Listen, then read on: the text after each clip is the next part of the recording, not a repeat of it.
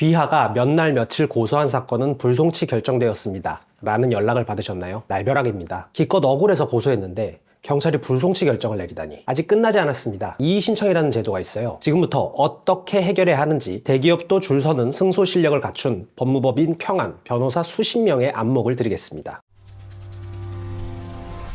안녕하세요.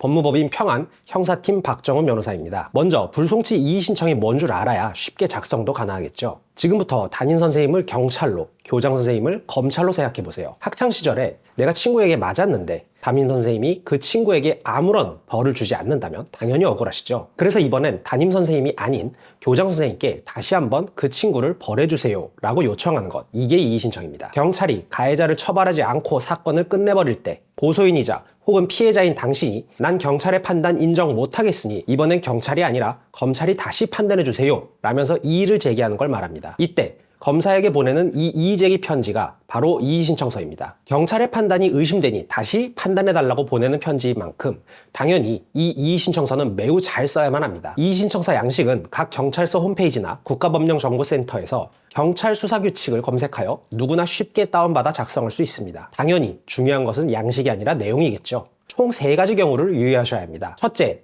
이의신청은 고소인과 피해자 및 그 법정 대리인만 가능합니다. 고소인이나 피해자는 이의신청을 하기 싫은데 다른 누군가가 막무가내로 이의신청을 해서 사건이 다시 부활하는 사태가 일어나면 안 되기 때문입니다. 둘째, 이의신청서는 해당 불송치 결정을 한 경찰서에만 제출해야 합니다. 경찰의 결정을 인정하지 못해서 검찰에 이의를 신청하는 건데 또 경찰서에 제출하라는 거냐? 이런 생각이 드실 텐데요. 이의신청은 경찰의 사건 송치를 구하는 것이기에 당초 불송치 결정을 한 경찰서에 제출해야 하는 것이 맞습니다. 셋째, 가장 중요합니다. 이의신청서에는 이의신청의 이유를 상세히 기재하여야 합니다. 경찰의 결정이 잘못되었다는 점을 검찰에게 말하는 만큼 검찰은 그 이유를 가장 중요하게 보게 됩니다. 먼저 경찰의 결론이 왜 이런 식으로 나왔는지 불송치 결정의 이유를 파악해야 합니다. 답답하게도 불송치 통지서에는 불송치 결정되었다는 결론만 적혀있고 그 이유는 적혀있지 아니한 경우가 많습니다. 이에 고소인이 이의신청 이유를 적기 위해서는 먼저 불송치 결정의 이유가 적힌 불송치 결정문을 확인해야 합니다. 정보보호 포털에 접속하여 고소인 본인 명의로 공인인증서 로그인을 한 후에 불송치 이유가 기재된 불송치 결정문에 대한 정보공개 청구를 하면 며칠 내로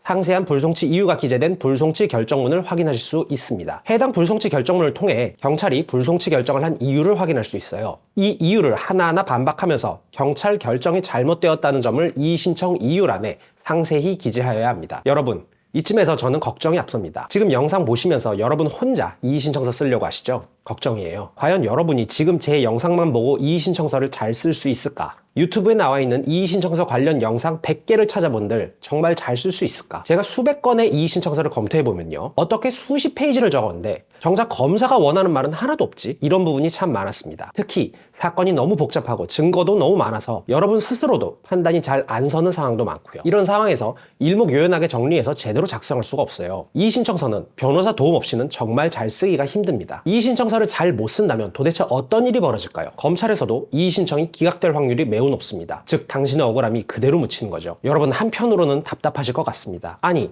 왜 경찰이 수사를 제대로 안 해서 내가 이 고생을 해야 하지?